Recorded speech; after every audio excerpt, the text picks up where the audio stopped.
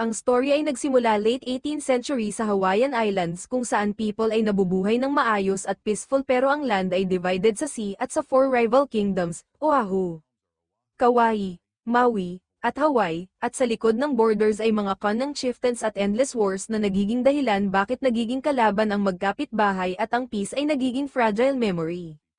At may old prophecy tungkol sa isang star in a feathered cloak na sign na may great ruler na darating para i-unite ang kingdoms at tapusin ang war. At after many generations lumabas ang sign at dito natin nakita si Kaiana, isang chieftain from Kauai, na nasa kano kasama ang kanyang brothers at naghahunt ng shark gamit ang fish bilang bait bago niya ito hulihin gamit ang bare hands na nagpapakita ng courage at skill. At may child na nakatingin sa feather cloak niya na dating simbolo ng Kingdom of Maui pero ni-reject ni Kaiana ang identity na yun at ayaw niya matawag na Man of Maui. At sa bahay niya ang asawa niyang si Kupoy ay nangangarap ng child pero hindi pa ready si Kaiana. At ang brothers niya ay sina Nam at Nahi at ang sister ni Kupoy ay si Hakei. Pero nabasag ang tahimik nilang buhay nang dumating ang kano from Maui at naghanda ang village sa possible trouble at kahit ni-reject ni Kaiana ang mantle ay parang ang islands mismo ang pumipili sa kanya. Dahil dito lumabas ang truth na si Kaiana ay former son ng Maui war leader at nag-defect siya at iniwan ng court para mamuhay kasama ang kanyang people. Pero ang envoys ay may order na kailangan niyang pumunta kay King Kaakili at may soldier pa na nag-threat na papatayin siya kapag tumanggi kaya nag-shift ang scene sa Maui kung saan siya minsan nakatira at sinalubong siya ni Prince Cool at pinapanood sila ni Kaakili habang nagta-training ang warriors. At nagkaroon ng tensyon ng isang soldier na si Noy ay nagbato ng spear kay Kaiana kaya nagalit siya at lumaban at talagang natalo niya si Noy at pagkatapos ay lumuhad siya sa harap ni Kaakili bilang respeto at pinaalala na ang father niya bilang war leader ay maraming beses na nag-save ng realm. Pero gusto ni Kaakili na bumalik si Kaiana at ang brothers niya sa ranks pero tumanggi si Kaiana dahil nakahanap na siya ng peace. At sinabi ni Prince Kupol na may threat from Oahu at sinasabi ng spies na twice ang size ng army nila kumpara sa Maui. Pero si Namak ay nagduda at naniniwala na ang ruler ng Oahu ay child pa rin na loyal kay Kaakili, pero sinabi ng king na ang high priest ng Oahu ang nag-turn sa ruler laban sa Maui at muling ginamit ang prophecy para kumbinsihin na matatalo nila ang Oahu with Kaiana's help at destiny ang magdadala ng unity. At pagbalik ni Kaiana at ng brothers niya sa home nila ay sinabi nila ang request ng king at agad nag-spark ng debate ang news. Si Kaiana ay walang desire na bumalik sa war o mag-serve ulit sa king pero ang prophecy ay nangakong ang conflict na ito ay magdadala ng true peace sa buong Hawaii. At kinabukasan habang nag-aalaga siya ng fire ay biglang lumabas si King Kaakili mag-isa at dahil nirespeto niya ang father ni Kaiana bilang war leader at friend ay sinubukan niyang kumbinsihin si Kaiana na sumama sa battle laban sa Aho at pinaalala niya ang prophecy tungkol sa burning star at sacred feathered cloak na sign ng pagdating ng taong mag-uunite ng islands. At sinabi niyang ang ruler ng Aho ay controlled ng dark figure na tinatawag na The Master at para patunayan ang sincerity niya ay dinala niya ang bones ng father ni Kaiana na sinacrifice ng Master sa ritual. At para sa king si Kaiana ang feathered cloak at siya ang burning star at kapag nagsama sila ay matatapos nila ang cycle ng war. Kaya naging torn si Kaiana dahil gusto niya ng peace pero naging parang sacred at unavoidable ang dahilan. At habang nag-iisa siya ay nilapitan siya ni Tala na trusted seer ni Kaakili at sinabi nito na essential ang role niya at hindi matutupad ang prophecy kapag wala siya kaya under pressure ay pumayag si Kaiana na lumaban kasama si Kaakili hoping na ang war na ito ang mag-uunite sa Four Kingdoms. At nagsimula silang magplan ng assault sa Aho at ginawa siyang commander ng army at pagdating ng battle ay lumusob si Kaiana at ang warriors niya at pinasok ang defenses papunta sa temple. Pero ang forces ni Kaakili na dapat distraction lang ay dumating ng maaga at kinuha niya ang control ng mission at nagutos na i-slaughter ang temple guards at i-capture ang ruler ng Aho. At nung gabi ay in-execute niya ang young king at inangkin ng Aho. Naikinagalit ni Kaiana dahil ang totoong enemy ay ang master at hindi ang innocent ruler at dito niya na-realize na ginamit siya ni Kaakili at tinwist ang prophecy para sa conquest niya. At sa coast ng Maui ay nakatira si Kaumano sa remote village at may kano mula Hawaii Kingdom na dumating dala ang father niya na si Moko na nag-warning na in-attack ni Kaakili ang Aho nang walang reason at Hawaii ang next target. At kahit ang mother ni Kaumano ay sister ni Kaakili ay natatakot siya para sa anak niya at sinabi ni Moko na dapat pumunta si Kaumano sa Hawaii at mag-marry ng chief for protection pero tumanggi si Kaumano dahil ayaw niya ng forced marriage at sinabi ng mother niya na ipapersuade niya ito in time. At balik sa Oahu ay punong-puno ng dead bodies ang temples at streets at nakita ni Prince Clay ang truth na hindi unity at peace ang gusto ng father niya dahil ang gusto ni Kaakili ay domination kahit may mamatay na innocent. Samantala, si Kayana at ang brothers niya ay natrap sa kingdom at laging bantay ng soldiers ni Kaakili. Pero nakapasok si Kayana sa temple para i-confront ang king at imbes na sumunod ay binasag niya ang ivory sword na minsang binigay sa kanya bilang malinaw na sign ng defiance. At nagkaroon agad ng fight at napatumba nila ang ilang guards at nakatakas pero agad sinundan sila ng pursuers. At naalala ng war leader ni Kaakili na nasa Maui pa si Hiki na sister-in-law ni Kayana kaya napilitan silang maglayag sa stormy night para mauna sa enemies. At pagdating nila sa Maui ay wala si Hiki dahil nagpunta sa forest para kumuha ng medicinal plants. At naramdaman ni Kayana ang danger kaya nagready siya at pinatay ang unang attackers ng mabilis. At para protektahan ng family niya ay inakay niya ang pursuers palayo para makapaghanap ng safe sina asawa at brothers niya. At nagkaroon ng chase sa forest na pinangunahan mismo ni Prince Cope na nagutos na huwag siyang patayin dahil gusto niya si Kayana alive. At sa parehong oras ay may white traders na dumating sa Maui para maghanap ng food at hindi nila alam na nasa gitna sila ng conflict. Habang si Kahumano ay nag-struggle dahil pinipilit siya ng mother niyang pumunta sa Hawaii at mag-marry ng chief na ayaw niya kaya nagsik siya ng guidance kay Tala at inamin niyang minsan siyang tumira sa royal court at ayaw niya ng forced marriage. At sinabi ni Tala na may protector na darating at binigyan siya ng cryptic warning na ang gods mismo ay natatakot sa kanya dahil may power siyang tapusin ang lahat. At bumalik si Kahumano sa quiet cave kung saan may weapon sa belongings niya na naghahint ng mga secret na hindi pa niya sinasabi. At natagpuan na ni Heki ang sister niya at sa ibang parte ng forest ay tinamaan si Kayana ng slingstone pero mabilis siyang nakaisip at ginamit ang wild boar para atakihin ang pursuers at sa chaos ay nakatakas siya at nagtago sa wilderness at nakahanap ng cave kung saan natagpuan siya ni Kahumano at dinala sa safety kaya nawalan ng trail si Nakop at Menya at temporarily free si Kayana. At pag-icing niya sa hidden sanctuary ni Kahumano ay napansin nito ang tato niya na symbol ng greatest war guardian ng Maui at nagulat si Kayana na recognize niya ito at sinabi ni Kahumano na ang mother niya ay sister ni King Kahiki pero kahit royal blood siya ay hindi niya kinikilala si Kahikili bilang family dahil ipinanganak siya sa cave na ganito para itago siya dahil ang father niya ay chief ng Hawaii hindi Maui kaya sinabi rin ni Kayana ang truth niya kapalit. Si Kayana ay minsang nagsilbi bilang war commander ni Kaakili at ngayon siya ang hinahunting ng king na minsan niyang pinrotektahan. At kinabukasan ay napansin niya ang weapon ni Kahumano na galing sa white traders. At kahit feared ang mga weapon nila ay hindi iyon ang focus ni Kayana dahil ang gusto lang niya ngayon ay mahanap ang family niya. Pero nag-offer si Kahumano ng ibang path at sinabi niya na dalhin ni Kayana ang family niya sa Hawaii kung saan sila magiging safe under her protection. At hindi kalayo ay may English sailors na naggagather ng water at food sa forest pero biglang hinarang sila ng Maui soldiers at kinuha ang weapon. At nag-crosspath sina Kayana at Kahumano sa sailors na ito at si Marley ay nag-fire ng shot pero hindi nag-return fire si Kayana. Instead sinavenue niya ang English captain, at nang atakihin ng many couple si Kayana ay malinaw na para sa kanya ang foreigners ay hindi enemy dahil ang totoong war niya ay nandito. At binigay niya ang necklace kay Kahumano para gamitin sa paghanap ng family niya at nagstay siya para ilayo ang warriors ni Coop. At nag-work ang plano dahil nahanap ni Kahumano si Nakupoy at ang brothers ni Kayana at dinala sila papuntang canoe bound for Hawaii.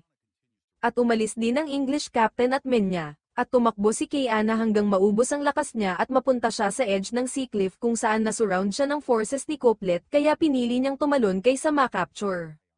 At naniwala si couple na patay siya at pinahanap ang body niya pero nakasurvive siya at nire-rescue siya ng English sailors na once niyang tinulungan at kinuha siya sa ship nila bilang bayad sa kindness. At ang ship ay umalis mula Maui at dinala si Kayana malayo sa islands. At lumipas ang isang taon at nag-travel siya kasama ang merchants na tumatawid ng oceans hanggang Alaska at naging close friend niya ang sailor na si Tony na nagturo sa kanya gumamit ng rifle at mag-English at mabilis siyang natuto at nag-adapt sa tools at world na wala sa Hawaii. Habang sa Hawaii ay safe si Nakupoy at family ni Kay-Ana under protection ni Kahumano at si John na Englishman ay nagtuturo sa villagers ng English. At si Kay-Ana na dati master sa spear at sling ay naging skilled na rin sa firearms, at sa Oahu na ruled na ni Kaakili ay lumalaki ang unrest at may former chief na nagtangkang ay poison ang king sa royal feast pero na-discover ng king ang plot at imbes na siya ang ma-poison ay ang family ng chief ang namatay dahil sa retaliation. At sa Hawaiian Kingdom sa district ng Kohala ay nakita natin ang nephew ng king na si Kamehameha na nagtatrain kasama ang warriors niya. Nag-challenge ang warriors sa test of endurance kung saan nagdadive sila underwater habang may bitbit na heavy stones at isa-isa silang napagod pero si Kamehameha ay steady at tinalo silang lahat kaya makikita ang lakas, discipline, at calm presence niya, at dinala siya ni Moko sa Aging King na humihina ang health. At nag-warn si Prince Kwa na si Kaakili ay naghahanda na umatake sa Hawaii kaya kailangan ng kingdom na maging ready. At kahit si Kwa ang anak ng king ay si Kamehameha ang nakikita niyang pag-asa. At wala namang pakialam si Kamehameha sa throne pero nang tinanong siya paano niya ay defend ang kingdom kung may war ay sinabi niyang nakapag-prepare na siya ng food supplies dahil natutunan niya sa past battles na hunger at sickness ang mas mabilis sumiron ng army kaysa weapons. At sinabi ni Kwa na 9 months ang kailangan para mag-gather ng supplies pero hindi niya alam na matagal na itong plano ni Kamehameha kaya ganoon kalalim ang trust ng king sa kanya. At si Moko ay nag-prepare kay Kaumano para sa marriage arrangement dahil magiging next wife siya ni Kamehameha at sa dami ng wives niya ay siya ang believed na destined to guide the kingdom into peace. Pero may secret si Kahumano na hindi siya makakapag-bear ng children kaya siya pumapalag sa marriage. At nang sabihin niya sa father niya ay nagulat ito at binalaan siyang huwag sabihin kay Kamehameha. At sa kabilang side ng ocean ay nagpapatuloy ang journey ni Kay-Ana at tumataas ang tension sa ship dahil kay Tony at Marley na may galit kay Kay-Ana. At dumating sila sa Zamboanga sa Spain para mag-restock bago bumalik sa Alaska at nakita ni Kay-Ana ang cannons at rifles for sale at tinangka niyang bumili gamit ang currency na nakuha niya sa travels pero tinawanan siya ng merchant. Pero nagbago ang sitwasyon nang may babaeng si Fai na naka-recognize sa clothing ni Kay-Ana na Maui nobility at tumulong at binalikan nila ang arms dealer at inalok ni Fai ang knife ni Kay-Ana na gawa sa rare sandalwood at sinabi niyang mabibenta ito ng 5 times value sa China at Europe kaya nag-offer siya ng trade na kapag si Kay-Ana ang nag-supply ng sandalwood ay makakakuha sila ng rifles at cannons. Habang si Marley ay sinubukang kumbinsihin ng captain na gamitin ito para sa sarili nilang gain at kontrolin ng islands malapit sa Hawaii para sa power at wealth nila, at sa Hawaii ay muli nag-confide si Kahumano sa father niya at inamin na hindi niya kayang bigyan si Kamehameha ng child kaya ayaw niyang maging wife niya at muling nagulat ang father at pinagbabawalan siyang sabihin ang truth, at nang gabi na ay ikinasal si Kahumano kay Kamehameha. Sinunod ni Kahumano ang gusto ng father niya dahil naniniwala sila na ang child na magmumula sa union nila ni Kamehameha ang magdadala ng lasting peace sa Hawaiian Kingdom. At kahit conflicted ang puso niya ay tahimik niyang bitbit ang burden. At malayo sa Hawaii ay tumaas ang tension sa merchant ship at si Tony ay pumasok sa quarters ng captain para malaman ang real intentions nito pero nahuli siya ni Marley at binugbog bago siya naka-escape. At lumipas ang panahon at sa Hawaii ay natanggap ni Moko ang balita na namatay si King Kalani at ang son niyang si Kiwa ang naging new king. At bumalik ang story sa Aho kung saan sinabi ni Prince Kapo kay Kaakili ang loss ng Hawaii at ito ang matagal nang hinihintay ni Kaakili kaya balak niyang umatake habang unsteady pa ang new king at inutusan niya si Colette na i-gather ang war leaders. Pero may official na nag-protest at sinabi na hindi na unity ang hinahabol ni Kaakili gaya ng prophecy kundi i-force ang lahat ng kingdoms under Maui bloodline na ibig sabihin ay i-eliminate ang lahat ng chiefs at nobles sa islands. At in reality ay matagal na niyang ginagawa ito sa mga conquered regions para walang challenger sa dominance niya. At sa Hawaii ay binisita ni John si Kahumano para ipaalala ang language lesson at dahil nakita niyang troubled siya ay in-encourage niya itong tanggapin ang path na pinili niya. At si Kupoy ay nakausap si Namak na palagi niyang kasama simula nang mawala si Kay-Ana at nagpasalamat siya sa support niya. Hindi niya alam na matagal nang may love si Namak sa kanya. At dahil naniniwala ang marami na patay na si Kay-Ana ay hindi na tinatago ni Namak ang feelings niya. At napansin ni Nihi at sinabi niya kay Hei na delikado ang situation. At soon after ay officially crowned si Kwa bilang king at ayon sa last wishes ni King Connie ay si Kamehameha ang magiging new war leader ng kingdom. At nagalit si Kwa dahil feeling niya dapat sa kanya iyon by birth at tumanggi siyang tanggapin kaya nag-prepare siya para lumaban kay Kamehameha. At kahit cousin sila ay kumalat agad ang rumors ng conflict. At nag-warning si Moko kay Kahumano at sinabihan siyang huwag manggialam pero hindi niya kayang tumingin lang dahil wife na siya ni Kamehameha at gusto niyang suportahan siya. At troubled si Kamehameha dahil ang war sa loob ng kingdom ay pwedeng wasakin ang Hawaii, pero lumapit si Kahumano at sinabi niyang kaya niyang pumili ng tamang path at protektahan ang people. At lumipas ang panahon at tumayo si Kamehameha sa harap ng people niya at dahil sa guidance ni Kahumano ay ready siya to defend his lands with full strength. At nang umatake si Kwa ay steady ang resolve niya at pinagkatiwalaan siya ng mga tao. Samantala sa Zamboanga, sinabi ni Fai kay Ana na ang rifles na hinahanap niya ay soon madedeliver sa ship ni Captain Mir.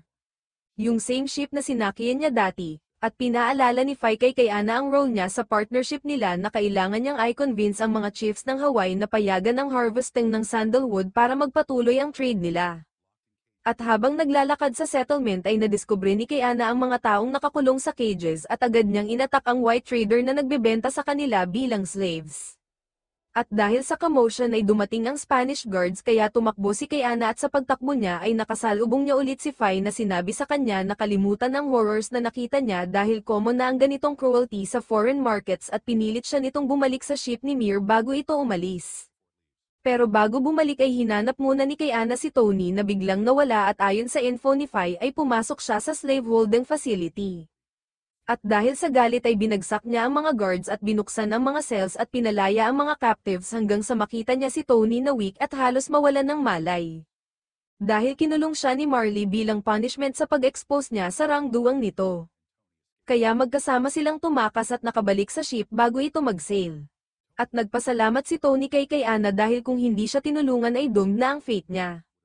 At later ay nag-usap ng tahimik sina Ana at Fai kung saan sinabi ni Fai na may regret siya sa pag-iwan sa anak niya at umaasa siyang makabalik sa Hawaii para makasama ito pag natapos ang lahat. At lumipas ang panahon at dumating ang ship sa shores ng Hawaii at sinalubong sila ni Moko at ng mga chiefs pero may tension dahil pinaalala ni Moko kay Ana ang consequences ng past actions niya na nagbigay daan para makuha ni Kaakili ang aho. Pero sinabi ni Ana na bumalik siya para ayusin ang lahat. At dahil sa old wounds na iniwan ng white traders ay tumanggi si Moko na payagan ng crew ni Mir na manatili sa Hawaii at sinabi niyang si Kamehameha ang magde-decide sa fate ni Ana. At reunited si Ana sa family niya at si John na matagal na nag-travel kasama nila ay piniling manatili sa Hawaii dahil naniniwala siyang mas makakatulong siya dito. At pagdating ni Ana sa district ni Kamehameha ay sina Nahi at Namay ang nag-update sa kanya na ang Royal Council ay gumagamit ng English para hindi maintindihan ng spies ni Kaakili ang decisions nila, at nalaman din niya ang growing conflict ni Kamehameha at Kwa na nagsimula nang ma-appoint si Kamehameha bilang war leader. At sinabi ni Nam na goodman si Kamehameha at siya ang nag-protect sa family ni Ana kaya dahil sa loyalty na iyon ay nakatayo na ang family ni Ana sa panig niya. Pero alam ni Ana na magiging vulnerable ang Hawaii kung hindi ma-resolve soon ang rivalry ni Kamehameha at Kwa. At nang subukan niyang kausapin si Kamehameha ay hinarang siya ni Moko at ng council na hanggang ngayon ay wary sa past niya. Pero nag-insist si Ana na bumalik siya para tulungan ang kingdom laban sa forces ni Kaakili at sinuportahan siya ni Kahumano na nag-remind sa council na malaking asset ang strength ni Ana.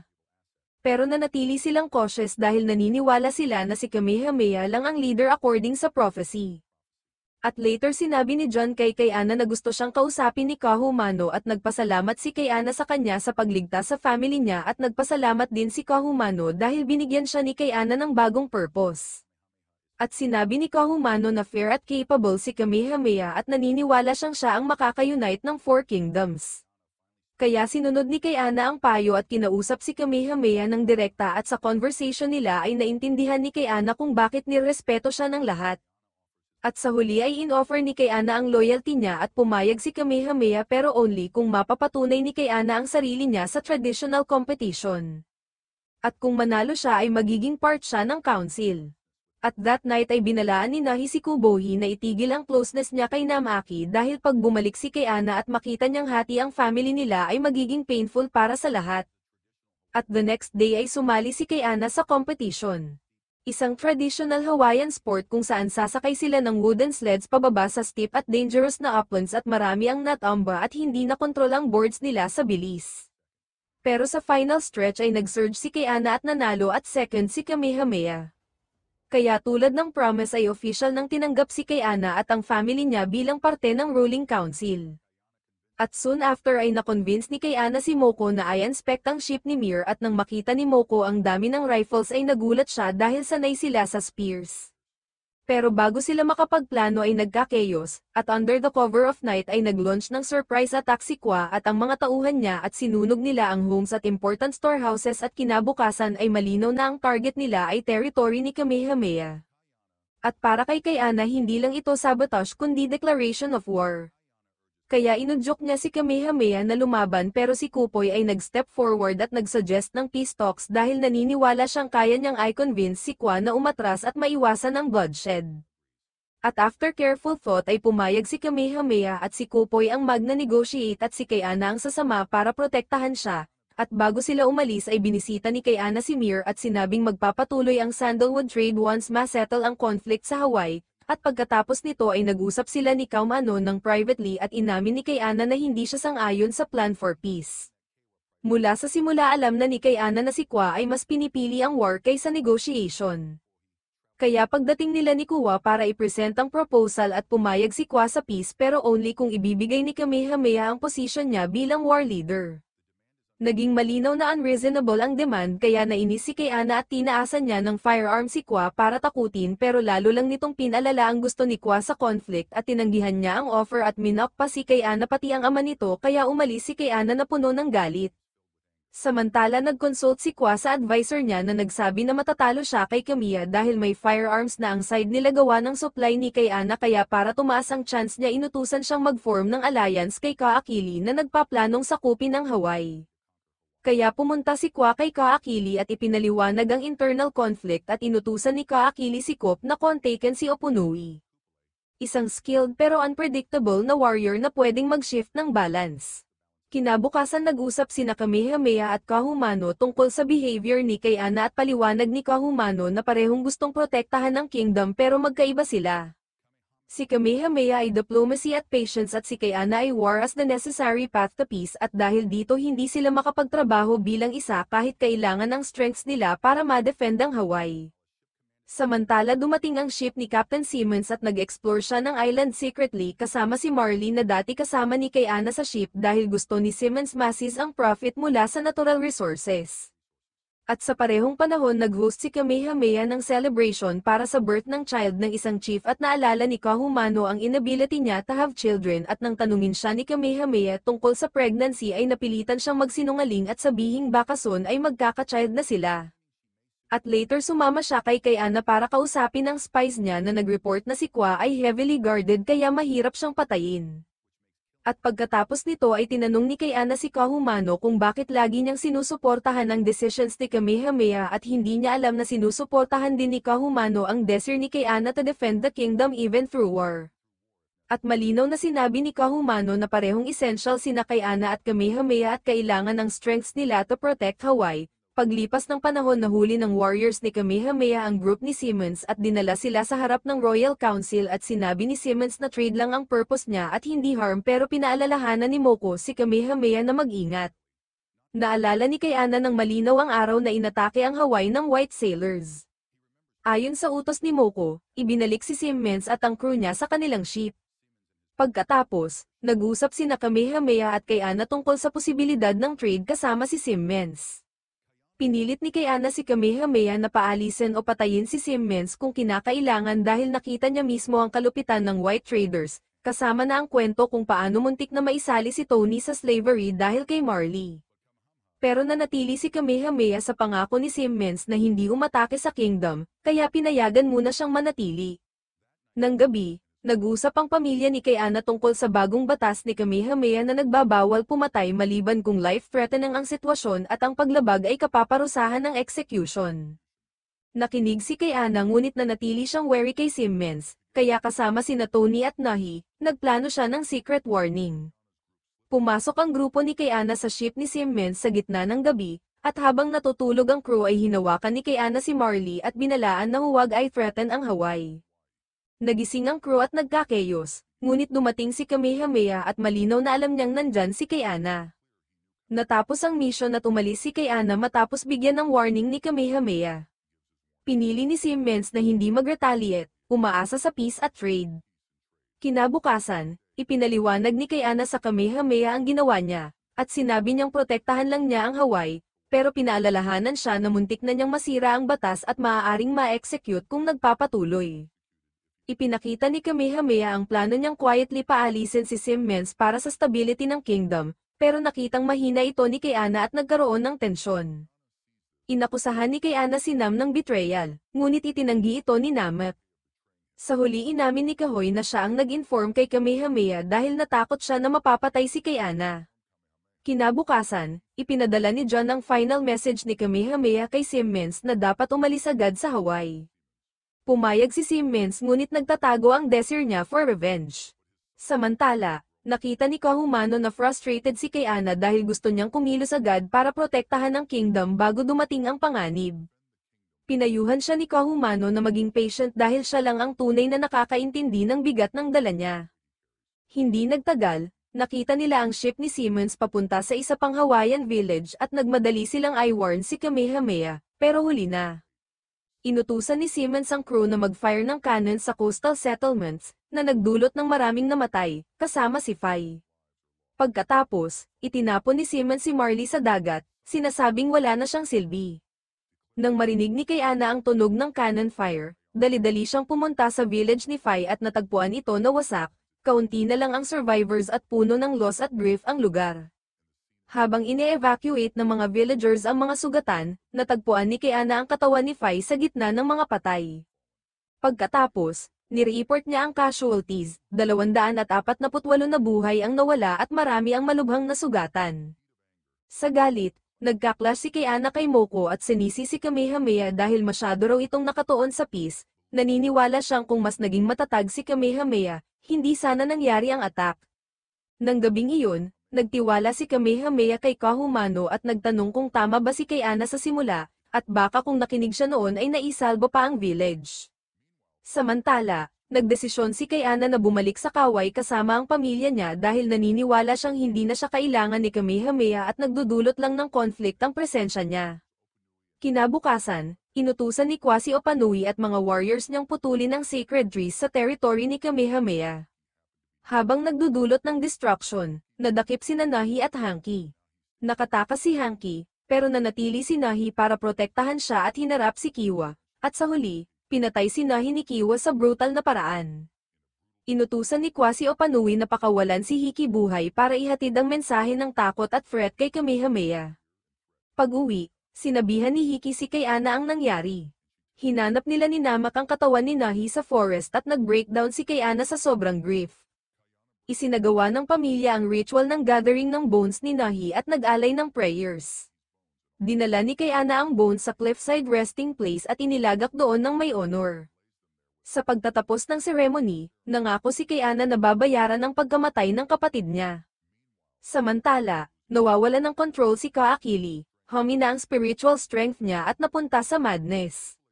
Sinubukan siyang pakalmayin ni Kop, pero sa biglaang galit, tinusok ni Kaakili ang sariling anak, at pagkatapos lamang nakita ang sugatang si Kupol ay naklear ang isip niya at inutusan ng healer. Kinabukasan, ipinaalam ni Moko kay Kamehameha ang murder ni Nahi sa alliance ni Nakwa at Kaakili, at dito nagpa siya si Kamehameha na protektahan ang kingdom at mag-deliver ng justice sa pamamagitan ng war. Lumipas ang panahon at naghahanda ang pamilya ni Kayana para maghiganti sa pamamagitan ng pagpatay kay Kwa dahil sa pagkamatay ni Nahi. Pero pinastop siya ni Kahumano at pinayuhan na ang attack ngayon ay maglalagay lang sa pamilya niya sa mas malaking panganib. Soon after, nakipag-meeting si Kupoy kay Kamehameha at base sa natutunan niya, naniniwala siyang hindi kayang talunin ni Kamehameha si Kwa mag-isa, lalo na ngayon na nag-alay si Kwa kay Kaakili, pero naniniwala siya na may pag-asa kung magsasama ang forces nila kay Ana at gagamitin ang firearms sa darating na digmaan. Nang gabing iyon, pumunta si Kayana kay Kamehameha handang magpaalam at umalis sa Hawaii, pero pagkatapos ng matinding pag-iisip, Hiningi ni Kamehameha na tumayo si Kay-ana at makipaglaban ng magkasama, at pumayag si Kay-ana. Nanatiling determined si Kay-ana na protektahan ang Hawaii. Kinabukasan, tinuruan niya si Kamehameha kung paano gumamit ng rifle, at habang pinagmamasdan ni Kahumano at Kupoy, nakaramdam sila ng ginhawa dahil nagtagumpay ang kanilang efforts na paglapitin ang dalawang lalaki. Samantala, sa ibang rehiyon, isang disgraced chief ang lumapit kay Kwa. Dati siyang nagtaksil kay Kwa at naging kaaway niya, ngayon humihingi siya na maging alay sa digmaan laban kay Kamehameha, at para patunayan ang loyalty niya, pinutol niya ang ilang ngipin niya, bilang brutal na requirement para makapasok sa ranks ni Kwa. Kinabukasan, tinawag ni Kamehameha ang council at inappoint si Kay-ana bilang war commander, na siya ngayon ang namumuno sa army. Malinaw na ang gusto ni Kay-ana na makuha mula kay Kamehameha ay hindi lang title, kundi ang spiritual authority ng war god na gumagabay sa leadership ni Kamehameha. Sa parehong council, inappoint din niya si Kahumano bilang member na trusted sa pagbibigay ng guidance sa kingdom. Pagkatapos ng council, kinausap ni Kay-ana si Tony at sinabi na ngayon ay considered na siyang citizen ng Hawaiian Kingdom dahil sa mahalagang contribution niya sa pagtuturo sa warriors ng paggamit ng firearms. Later, lumapit si Namak kay Kay-ana habang naghahanda ng weapons para sa darating na battle at inamin ang affair niya kay Kuwa, nagpapakita ng deep regret at paliwanag na inisip niyang patay na si Kay-ana noong nawala ito ng matagal. Pinili ni Kay-ana na patawarin siya dahil kailangan nilang magkaisa sa pagharap sa digmaan. Samantala, kaunting ginhawa ang naramdaman ni Kahikili nang gumising at gumaling si Kop, at hindi nagtagal inutusan niya ang hangin ng isang lalaki na malapit kay Kop dahil secretly sinubukan itong patalsikin ang role ni Kahikili bilang pagtutol sa mass killings, ngunit sa desperadong request ni Kop, pinahinto ni Kahikili ang execution at sinavenue ang buhay ng lalaki. Nang gabing iyon, nakaupo si Kahumano kay Kay-ana para pakalmayin siya. Nag-aalala siya sa darating na battle dahil mas maliit ang forces ni Kamehameha kaysa sa army ni Kwa, pero pinaalalahanan siya ni Kahumano na manatiling hopeful dahil may firearms na ang warriors ni Kamehameha, na malaking advantage. Sa tahimik na moment na ito, malinaw ang pagmamahalan ni Kay-ana at Kahumano ngunit pareho nilang pinipili na suppress ang feelings para protektahan ang pamilya nila at tungkulin. Pagbalik ni Kay-ana sa bahay, pinakalma niya si Hiki na nananatiling nagdadalamhati sa pagkamatay ni Nahi, at ipinahayag ni Hiki ang desire niyang sumali sa digmaan para maghiganti. Kinabukasan, naghahanda na ang army ni Kamehameha para sa battle, at di nagtagal nagharap ang forces nila at ni Kay-ana sa foot ng isang volcanic mountain sa loob ng territory ni Kwa. Inilunsad ni Kamehameha ang first strike gamit ang firearms, sinundan ng traditional weapons, at nagulat ang battlefield sa chaos habang sumugod si Kay-ana sa enemy ranks, lumalaban ng brutal at precise. Sumali rin si Kamehameha sa laban, pinapakita ang lakas niya bilang isang warrior. Biglang yumanig ang lupa at nagsimulang damaloy ang lava mula sa bulkan. Sa gitna ng kaguluhan, hinarap ni Hiki si Oppo para maghiganti sa atake na ginawa nito sa kanya dati, ngunit madaling natalo siya ni Oppo. Nang malapit nang mamatay si Hiki, pinaputok ni Kahumano ang kanyang baril at tinamaan ang binti ni Oppo. Muling bumangon si Oppo dala ng galit, pero pinatay siya ni Kahumano gamit ang isang blade na may poison. Pagsapit ng gabi, tinamaan si Kupoy ng isang spear mula sa isa sa warriors ni Kwa, habang kasabay nito, bumagsak ang lupa at maraming soldiers ni Kwa ang nahulog sa lava sa ibaba. Hinailan ni namang spear kay Kupoy at nanalangin na makaligtas siya. Sa humihina na army, nagharap na sa wakas sina Kwa at Kay-ana. Nang malapit nang mag-shoot si Kay-ana, isang pagsabog ng lava ang tumapik at parehong nahulog sila sa lupa. Nang hamupa ang usok, patay na si Kwa, tumakbo si Kahumano kay Kay-ana sa panik, natagpuan siyang buhay at napaiyak sa ginhawa. Saksi si Moko sa tender moment nila, kahit nasaktan sa nakita, tumalikod siya sa katahimikan. Nanalo ang forces ni Kamehameha at dumating ang balita ng pagkatalo ni Kwa kay Kaakili, galit na galit, nagsimulang mag-ipon si Kaakili ng napakalaking army para salakayin ng Hawaii at nangakong papatayin si Kay-ana, ang taong nakatayo sa pagitan niya at ng ganap na conquest ng mga isla, kaya ang moral ng kwento, kapag may nagsimula na magwaving ng prophecies, feather cloaks, at destiny, mas mabuti na lang mag-vacation dahil siguradong magiging messy ang sitwasyon para sa lahat.